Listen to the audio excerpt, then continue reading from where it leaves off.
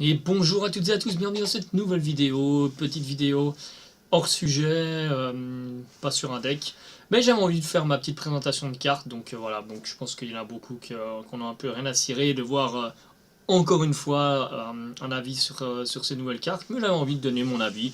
Puis c'est aussi pour moi, en fait, j'ai envie de me faire une vidéo et ça va me faire marrer en fait de me revoir dans quelques mois et puis de voir en fait ce que j'avais dit sur les cartes, voir si j'avais eu raison, ou si je m'étais complètement planté, ou si... voilà, donc je vais faire une petite review et je vais la faire très rapide. Je vais pas parler des cartes parce que vous les connaissez déjà, donc s'il y en a qui s'intéressent un petit peu à, voilà, ou peut-être à l'avis que j'ai sur certaines cartes ou autres, eh ben sachez que ça va être rapide parce que pour la simple bonne raison que voilà, vous connaissez les cartes et j'ai envie de faire un truc. Voilà, j'ai pas envie de faire une vidéo d'une heure, c'est pas le but non plus. Et en fait, je fais aussi cette vidéo parce que j'avais remarqué que je m'étais pas trop planté dans les autres expansions sur les légendaires, est-ce que je les voyais jouer ou pas, etc. Donc je vais essayer de faire une petite vidéo et un peu de prévoir le plus proche possible ce que je vais pouvoir. Voilà, vous avez compris. Donc, on commence direct la légendaire mage. Alors c'est un peu chiant parce qu'on voit en fait là, je vois qu'on voit le petit info bulle là qui vient, c'est un peu nul. Bon, on s'en fout.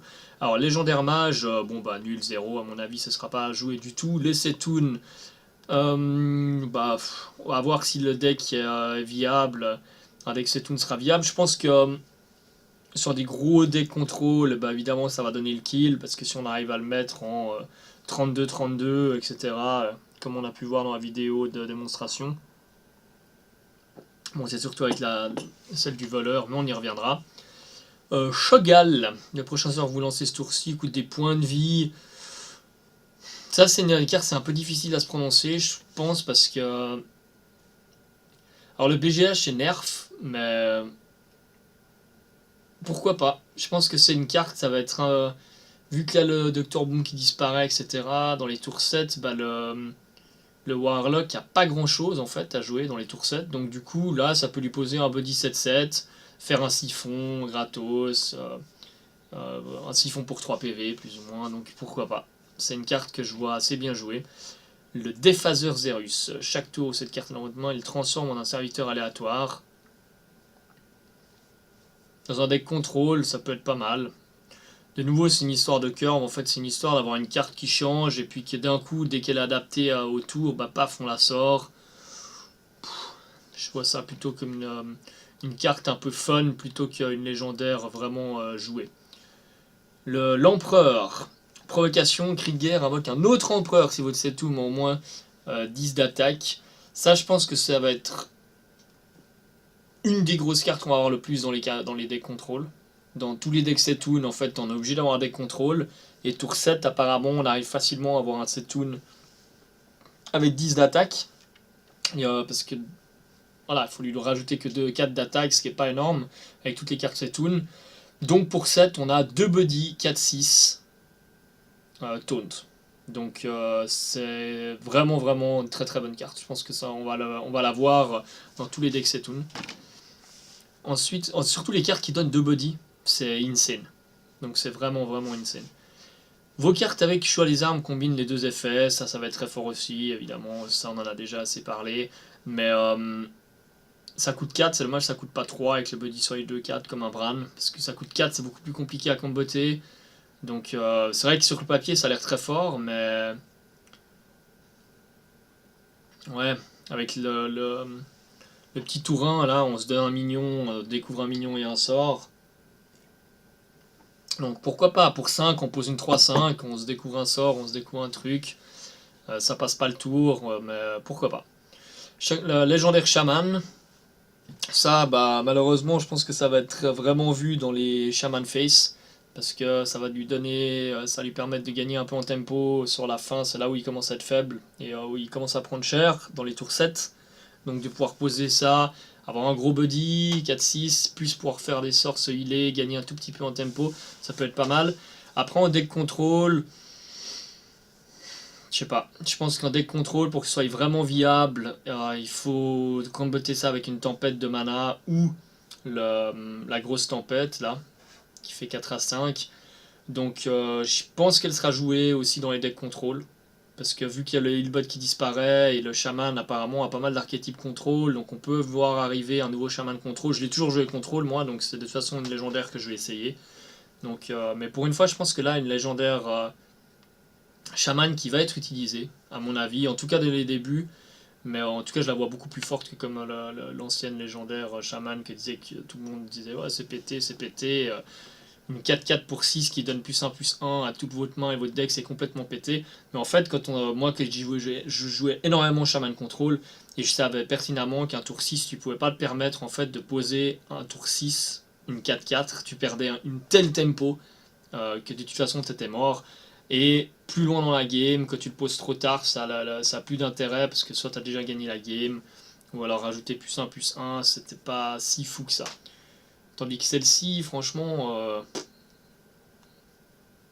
vu que je pensais qu'ils allaient rajouter du heal, parce qu'ils ont enlevé le healbot, mais en fait ils n'en ont pas rajouté, donc je pense que ça va être pas mal du tout. La légendaire prête, je trouve ça vraiment zéro. Avec une copie 1/15 de chacun de vos autres serviteurs. Le truc, c'est toujours un peu la même chose. Du moment que ça repasse à notre tour et qu'on a pu conserver du board, à part une Sylvanas parce que l'ennemi a pas voulu la tuer parce que voilà, elle est gênante pour lui et puis il n'aura pas de silence. Chose que je doute parce que maintenant il y a tellement de cibles à silence qu'on va rajouter pas mal le briseur va refaire son apparition à mon avis et ce genre de choses. Donc je sais pas. Un buddy 5/5 pour 6 invoque une copie 1 de chacun de vos autres serviteurs. Tsukin 1 ça meurt sur tout et n'importe quoi, donc je sais pas, ça me paraît compliqué de la comboter celle-ci, ça me paraît vraiment vraiment compliqué. Quand il attaque un serviteur et le tue, il gagne +2/+2, l'épouvanteur,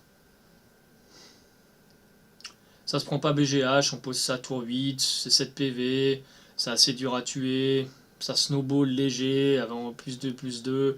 Si on voit une méta lente arriver avec l'aggro qui a ralenti, ou, si on voit que les taunts arrivent à prendre, les Centuin arrivent à prendre, pourquoi pas, mais pour 8 c'est assez cher quand même. Je sais pas si on préférera pas un Ragnaros, hein, finalement, juste tu poses Ragnaros, il peut cleaner quelque chose, cleaner du board adverse direct. Là c'est un peu comme le Faucheur 4000 en fait, 9000 sur le papier. Moi j'ai toujours bien aimé le Faucheur 9000, et je l'ai en gold d'ailleurs.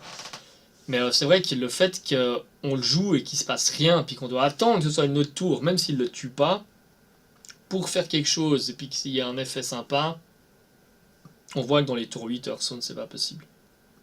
Et là, vu qu'il n'y a pas de healbot, il n'y a pas de truc, etc., la méta va pas être ralentie, ça va toujours être beaucoup d'aggro, etc. Donc à mon avis, ça ne sera pas joué du tout.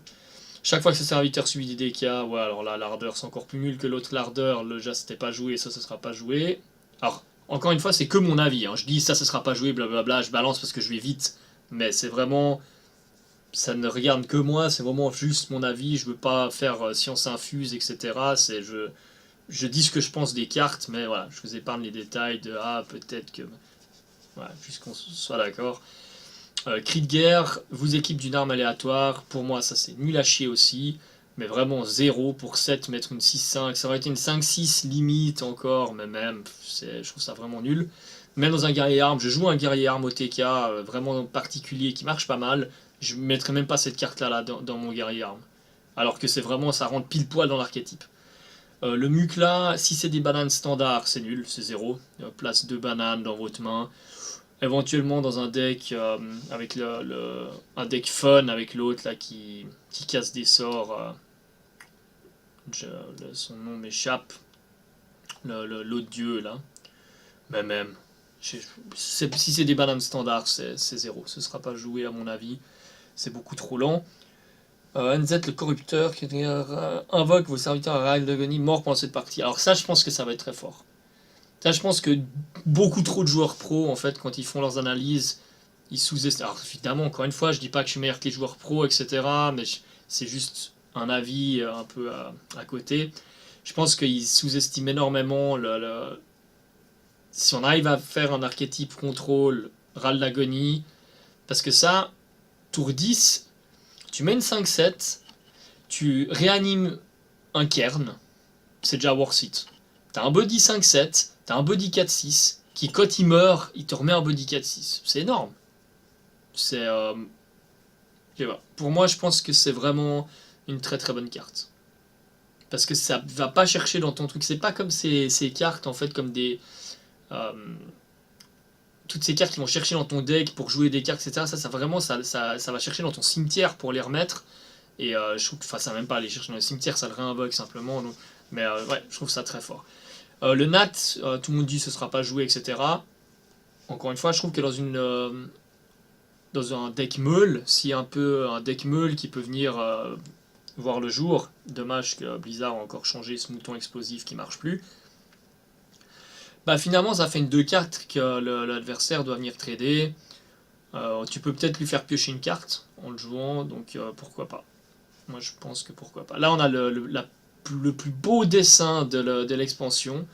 Une 3D réalisée par le concierge, vite fait bien fait, avant la sortie de je sais pas quoi, mais dégueulasse, c'est même pas un dessin, je trouve que ça vraiment immonde. Cri de guerre déclenche le rat de l'agonie d'un serviteur allié. Donc le body est énorme, 6-5, c'est une bête. Donc ça, à mon avis, ce sera... je vais mettre mon index sous silencieux. Ce sera un... si on arrive à faire un contrôle un peu mid... enfin, même pas un contrôle, un mid, hein, comme ça, Hunter, à mon avis, ça va être un must-have. Le Ragnarok, je trouve ça très fort. On le pose, il nous heal de 8. On le pose sur un board vide. Il nous heal de 8. Ensuite, après, il peut se healer aussi lui-même. Le déjà poser une 8-8 et se healer de 8, je trouve que c'est vraiment fort. Je pense que ce sera un must-have dans les paladins.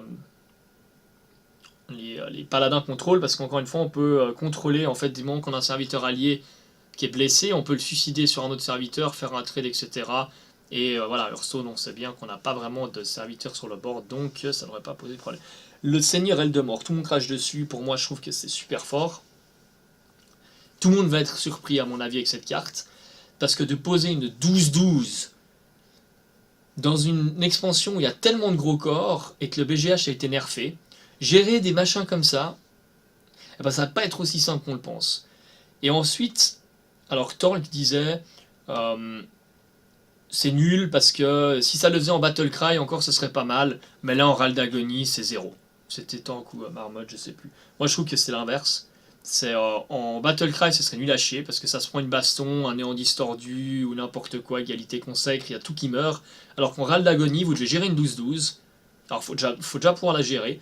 Et ensuite ça vous monte une Isera ou un Maligos. Le mec il doit gérer un corps avec 12 PV. Pour moi, c'est pété. Dans un paladin dragon, vous posez ça tour 8, parce que vous avez eu un dragon qu'on sort avant. Vous posez ça tour 8. Le mec, tour 8, il a une 12-12. Il doit la buter. Forcément qu'il doit la buter. Ça lui fait pop une Isera derrière. Il peut concede. La prochaine, provocation. Ça, pour moi, c'est nul. C'est beaucoup trop cher. 9, une 5-9, c'est pas bon. Il y a des choses beaucoup plus intéressantes. Ajoute une carte Toxine, pour moi ça va être une des cartes les plus jouées en voleur, dans les voleurs un peu mid comme ça. Je pense que ça va comboter avec tellement de trucs, les cartes à 1 en fait avec le voleur combotent avec énormément de trucs, donc ça fait un card advantage de fou.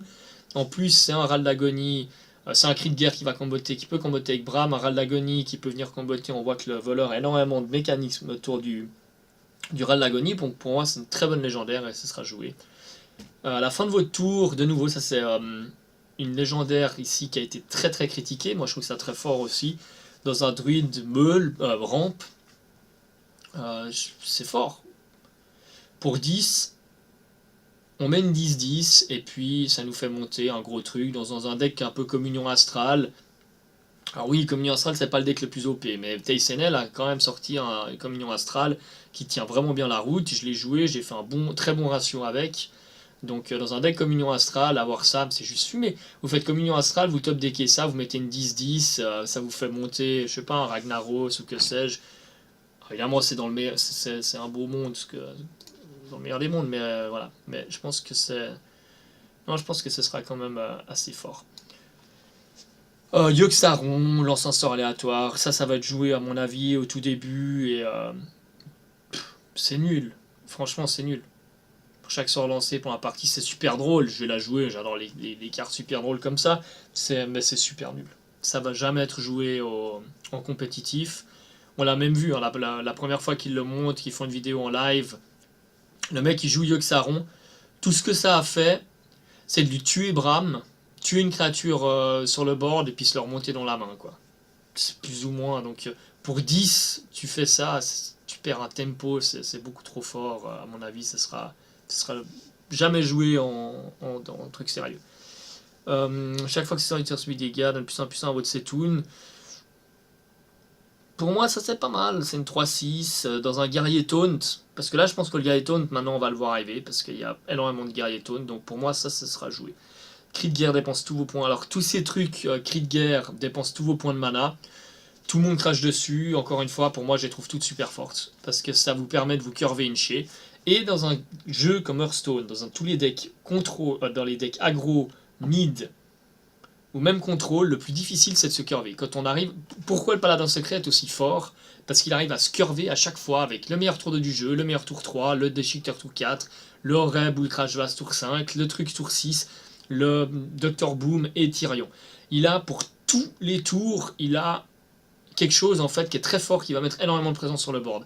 Donc tous ces trucs, en fait, du moment que vous avez un creux, bah, au lieu de perdre une tempo fou à faire pouvoir héroïque, je passe, et ben voilà, vous jouez votre carte qui vous permet de vous curver. Donc là, bah voilà, vous n'avez pas de tour 4, bah vous jouez une 4-4. C'est pas Byzance, mais plutôt que faire héroïque passe, et bah vous jouez une 4-4 et vous arrivez au curry. Au début de votre tour, place un serviteur coûtant 10 cristaux de mana dans votre deck. Tuteur pour Setoun, ça peut être utilisé pour autre chose. Je bois un coup parce que je parle beaucoup. Donc ça peut être utilisé pour autre chose, mais c'est clairement un tuteur pour Setoun, qui est obligatoire. On ne peut pas faire un deck autour de Setoun sans avoir de tuteur. Après, c'est 6 points de vie, un tour 6, il faut que ça passe le tour. À mon avis, ça va être joué, parce que voilà, il faut réussir à faire revenir Setoun dans notre main. Donc, c'est le seul tuteur qu'on a vu. Donc jouer un deck Setoun sans tuteur du tout, ça me paraît vraiment très très compliqué, parce que c'est Setoun qui va donner le kill. Donc si c'est la dernière carte de votre deck, comme le singe, on voit, bon le singe il faut l'aller piocher, le remettre, piocher. Donc c'est pour ça que c'est tout le temps dans les 3 dernières cartes du deck. Statistiquement c'est ça, hein. Tous les joueurs qui ont joué pas mal de singe, statistiquement on sait que c'est toujours dans les 3-4 dernières cartes du deck. Donc voilà, tuteur, ça c'est fort dans un mid, je pense. Ça invoque 3, c'est pour 8, vous mettez 3 corps sur board. C'est très fort, à mon avis ce sera pas mal joué dans les... Encore une fois, si on arrive à créer un hunt un peu mid, late, à mon avis c'est très fort. Le speed c'est nul, c'est 0, c'est voilà, 0,7, ça peut venir se trader gratos, à mon avis ça sera pas joué. Ça va être joué un peu au début et on va vite se rendre compte que c'est de la bouse, à mon avis. Au début de votre tour, double attaque de serviteur, c'est pour ça qu'ils ont nerf la maîtresse de déguisement, à mon avis. Sinon ça aurait été insane, ça aurait de nouveau fait en fait un système que Blizzard déteste, de pouvoir tuer en un tour. Et là, en fait, il y aurait eu des classes qui auraient pu tout simplement pas le gérer, comme un chaman, à part claquer 2 destructions élémentaires, c'était ingérable. Donc en fait, tu joues ça, tu joues maîtresse de déguisement, puis le mec il a vraiment l'horloge de la mort sur le crâne, qui se double, donc pas terrible. Ça va être sympa. Je pense dans les decks, les trains de l'ombre, dans des decks prêtres un peu où on va pouvoir burster, faire énormément de dégâts. Euh, il manque, on voit que Blizzard a l'intention de créer un deck de l'ombre avec le prêtre, un prêtre de l'ombre ça fait plusieurs expansions qui rajoutent les pics en cri de guerre qui fait 3 points de dégâts aux 2 héros, l'autre en Inspire qui fait 4 points de dégâts à chaque héros, etc. Il y a une intention de créer un deck de l'ombre et je pense que ça peut être une carte qui pourra amener ça avec le nouveau Healbot qui meurt, qui fait 8 points de dégâts. Il y a pas mal de mécaniques à mon avis qui vont pouvoir tourner avec ça. Exalombre, choisis un serviteur allié, place une copie 1, voilà, des cristaux dans votre main. Alors tout le monde dit que c'est complètement pété. On entend du Torque dire à base de... Je balance un peu sur Torque, hein, mais j'aime bien. Oui, mais non, je crois que c'était Olièche aussi, je sais plus, qui disait c'est fumé, t'as un Maligos, voilà, pour 5, tu te remets un Maligos qui coûte 1 dans ta main, etc. personnellement, je joue pas au même jeu. Moi, quand je joue voleur, si j'ai Maligos qui reste un tour sur board, j'ai gagné la game. T'as tellement de sorts, t'as tellement de trucs qu'en général, le mec, il sait que s'il laisse un Maligos sur board contre un voleur, il est mort. Donc il concède s'il n'arrive pas à tuer Maligos, c'est presque ça. Ensuite, si t'arrives à garder ton Maligos sur board un tour et que t'arrives pas à tuer l'adversaire, est-ce que t'as envie de dépenser 5 points de mana pour aller copier ton Maligos? Oui, je pense que dans ce cas-là, oui. Parce qu'après, du coup, tu as un Maligos pour 1, donc pour 1, tu peux rajouter plus 5 à tes dégâts des sorts. Là, c'est pété. Mais est-ce que c'est... Sur le nombre de games que tu vas jouer, est-ce que tu as assez de games où ça sera rentable? Ça, je suis pas sûr. Mais par contre, là où ça peut comboter en fait très bien, c'est quand c'est dans un deck Raptor, je pense. C'est du moment qu'on fait genre un Raptor voilà, qui copie le Raldagonie de quelque chose. Qu'on a un Raldagonie chiant, le mec le tue pas, on met un Raptor, il rechoppe le Raldagonie. Du coup, on se curve, ça, on joue ça tour 5, on recopie le petit Raptor qui a chopé le Raldagonie embêtant. Donc pour 1, on peut rejouer ça, etc. On peut réussir à faire des combos et ce genre de trucs. Donc je pense que ce sera jamais utilisé sur un Torisan, un Maligo, ce genre de truc comme annoncé par ces joueurs-là qui trouvaient ça fumé là-dessus. Parce que, encore une fois, un Torisan ou un Maligos, une fois que si le mec n'arrive pas à tuer Torisan au tour 6, c'est déjà qu'il a déjà tellement usé de cartes et il est déjà tellement mal dans la game qu'il a déjà perdu. Et t'as 2 tours de Torisan sur board, t'as déjà perdu. Tu vas pas pouvoir après la recopier, etc. Remettre un Torisan, enfin bref. Feu follet funeste, choix des armes avec 7 feu follet 1 ou donne +2/+2. Il y a des nouvelles cartes qui boostent à +1/+1 le board, etc. Donc pourquoi pas, mais bon, on a déjà la Wisp. On avait le tour 6 qui invoquait les Wisp, les 6 Wisp, et c'était déjà pas joué du tout. +2/+2, mais pourquoi pas donner +2/+2 à tout son board? C'est même pas si bien que ça, parce que pour 3, on rajoute +1/+1, donc non, je pense pas que ce sera joué. Flamme intérieure dépend. Alors, encore une fois, pour ça, moi je trouve ça insane. Ça permet de se curver, de tuer n'importe quoi. Quasiment n'importe quelle menace, parce que chaque minion, tour 4, il aura potentiellement 4 ou 5 PV. Donc quand c'est votre tour, bah, s'il a posé un tour 4 et que vous êtes premier, vous allez avoir 5 de mana, donc ça peut permettre de gérer n'importe quel tour 4, parce qu'il n'y a aucun tour 4, enfin quasiment aucun tour 4 qui a 6 PV. Donc voilà, donc ça permet de se curver, c'est magnifique. Place 3 sorts de mage aléatoires dans votre main. Quand je me suis dit que cette carte c'était de la merde, je l'ai vu jouer en live et ça a fait des trucs vraiment insane. Alors peut-être que dans un mage vraiment late, etc., ça peut avoir pas mal de value. En fait, là où je trouve fort, c'est que ça te place pas des sorts de ton deck, ça place vraiment, ça t'ajoute des sorts, en fait. Donc ça carte advantage de fou. Donc je pense que ça va être très fort et très joué en carte advantage. Dépense tout, voilà, double point de vue, encore une fois, très très fort. Ça, c'est une des meilleures cartes du jeu, guerrier de sang, je pense, de l'expansion. C'est un école médif pour le guerrier qui va être complètement, vraiment vraiment fort, à mon avis. En carte advantage, en guerrier contrôle, ça peut être très très fort. Maintenant, on va avoir peur, en fait, de laisser un board à un guerrier contrôle. Parce que si on a une Sylvanas endommagée, pour 3, on se remet une Sylvanas en main, c'est déjà worth it. Je pense que voilà, sur un gros match, bon, le gros match non, parce que c'est le finish, donc il sera pas sur. Voilà, sur 2 cartes, on a 2 cartes sur le board un peu endommagées, même 2 cartes moyennes. Bah, c'est très fort. Et surtout qu'on fait un effet de tourbillon avec un tourbillon simple ou un truc comme ça, voilà, paf, hop, on se remet tout ça dans le board, enfin dans la main, très très fort. Provocation cri de guerre, gagne 1 PV pour chaque serviteur adverse. C'est dur à dire, je pense que c'est une de ces cartes qui sont un peu moyennes, qui sont situationnelles sur le board adverse, donc il faut se dire que c'est un 3-5, voilà. 3-5 parce qu'il y a 2 créatures sur le board en face. C'est un Senjin, bah tu préfères avoir un Senjin cash. Après c'est vrai que bah, si tu joues vraiment un deck très late comme les chamans que je joue, où tu as le board qui grossit un peu, puis que tu le laisses grossir avant de claquer une AOE, bah ça peut te permettre de vraiment tempo. Si tu as 4 créatures sur board, ça te fait une 3-7 pour 4, c'est fort.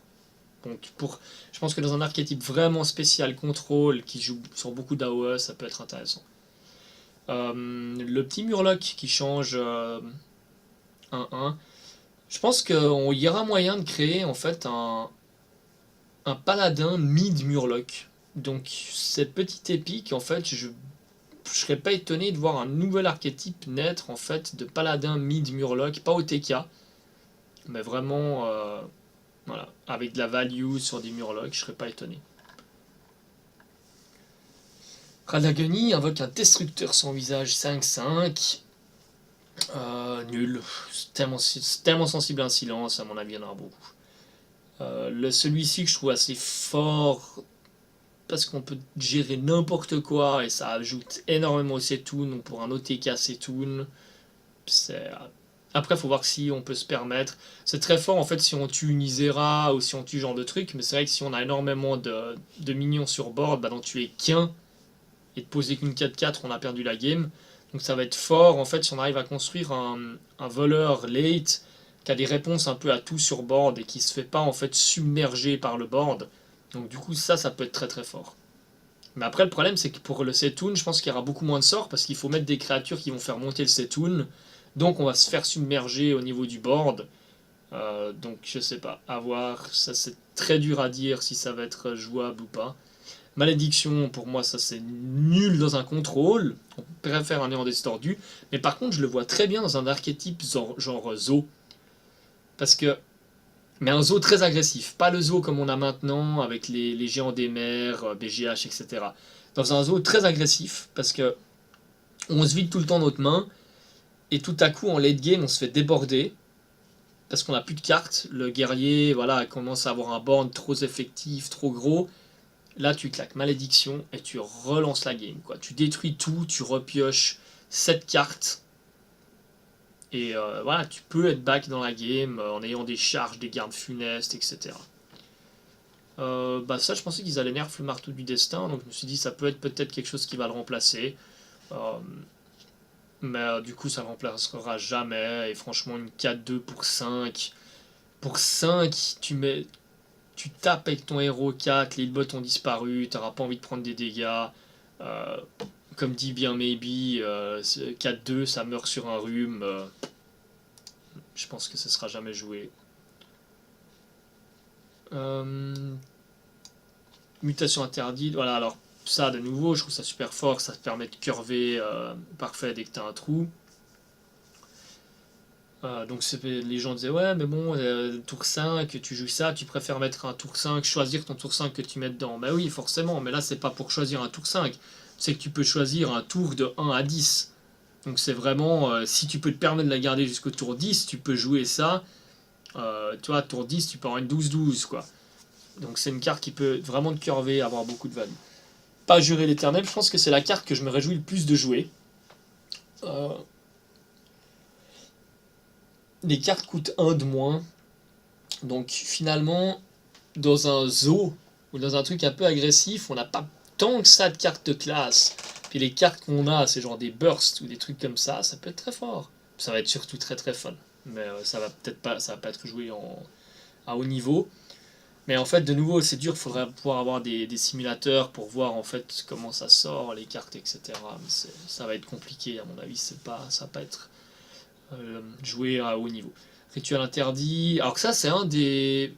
C'est marrant parce que, de nouveau, autant qu'il disait c'est super fumé, etc. Et je trouve que c'est un des moins bien. Parce que tu invoques pour 4, tu mets 4-1-1. Ouais, pour 3, tu mets 3-1-1, mais t'as pas l'arme, donc c'est pas comme un régiment de bataille. Alors de nouveau, tu peux le curver, et ce qui peut être très fort en fait, c'est en combo avec la carte en râle d'agonie qui booste +1/+1 le board. Et du coup, tu peux te curver avec sur cette combo là. Du moment que tu l'as sur board et qu'il se fait pas gérer, bah, direct après, tu joues cette carte, et paf. Et du coup, voilà, tu te curves avec ça, donc ça peut être pas mal. Le sang de l'ancien, est-ce que j'ai réellement besoin de dire mon avis? On est tous d'accord que c'est 0-0-0 cette carte. Du moment que tu as 2-9-9 sur board de nouveau au début de ton tour, tu as déjà gagné la game, t'as pas besoin de 30-30.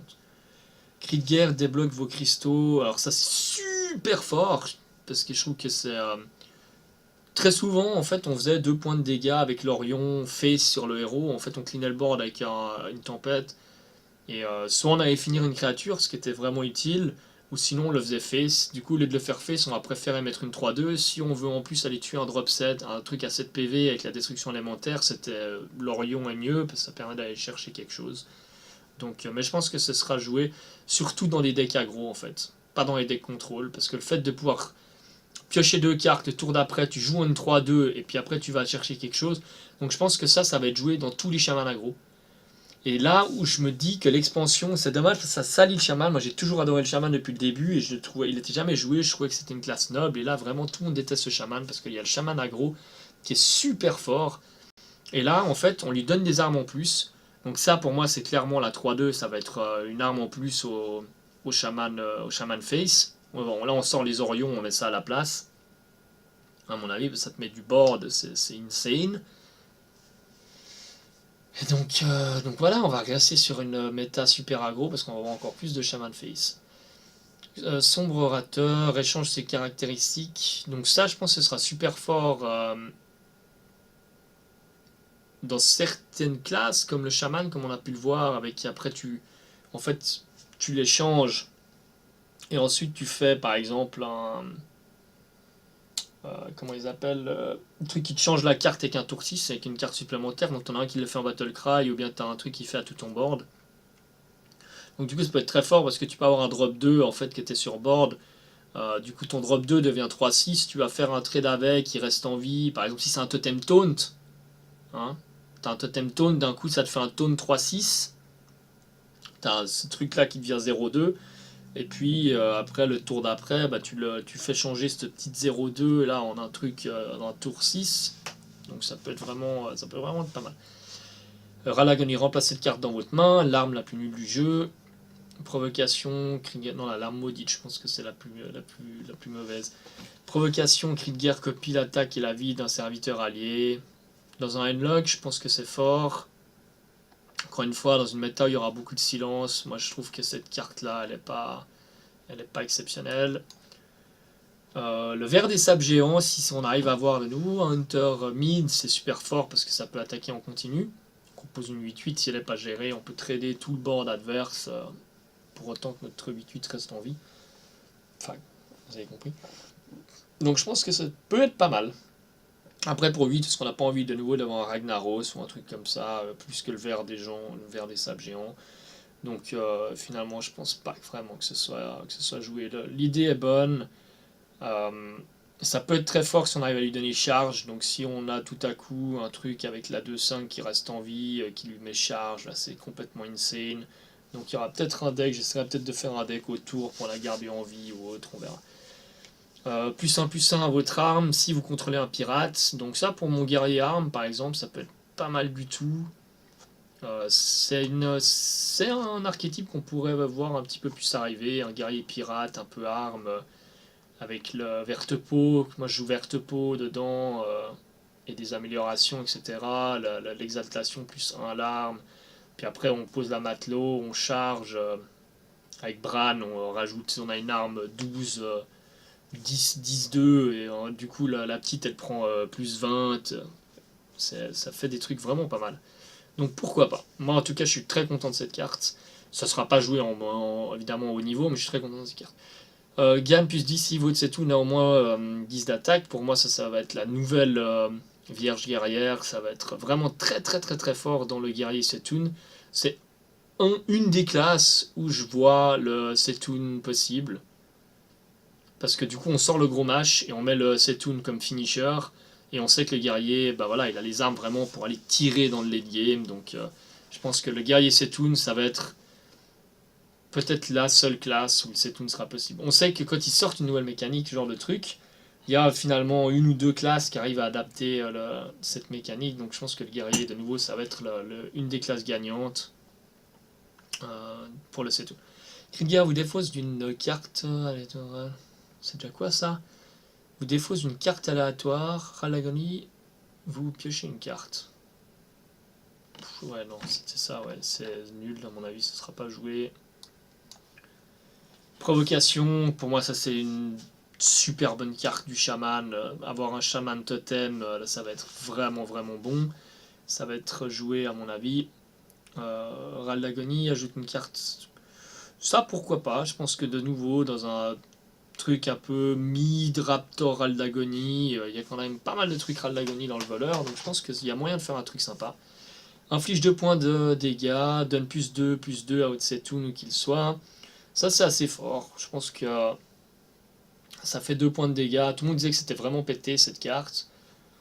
C'est un buddy 2-1, ça fait 2 points de dégâts.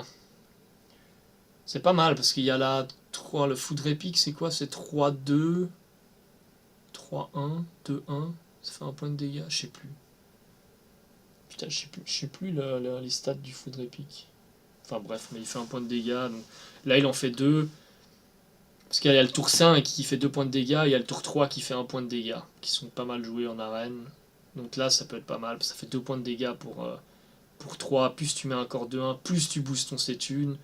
Donc je pense que ce sera assez fort. Drake de minuit, bah pareil, c'est pas Byzance, on préfère le Drake du crépuscule, je pense. Inflige un point de dégâts à un serviteur si le surgit invoque une gelée de l'ouest, ça c'est pas mal. Dégâts des sorts après que vous ayez lancé un sort plus. C'est marrant parce qu'il y a des cartes, je les ai vues, mais je me souviens plus. Dégâts des sorts plus 1 après que vous ayez lancé un sort, donne plus 1 à votre c'est tout. Ouais, c'est quand même vachement situationnel.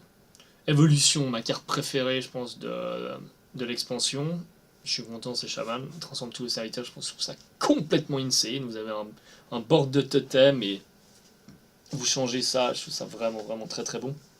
Et la folie galopante, je trouve ça super fort aussi. Dans un deck contrôle, du coup, au tour 3, bah, vous avez un mec qui vous a floudé le board, vous faites ça et vous défoncez tout. Je trouve ça super fort. Donc, même si c'est tous les personnages, vous faites ça quand vous avez un board vide et que le mec il a un board monstrueux au tour 3, 4 contre un face. Et puis du coup, c'est très fort. Et ben voilà, je m'arrête là pour cette première partie parce que j'ai plus de salive et que j'ai super besoin de pisser. Donc si vous avez tenu jusque là, bah, je vous remercie du fond du cœur. Dites-moi ce que vous en pensez dans les commentaires ou autres.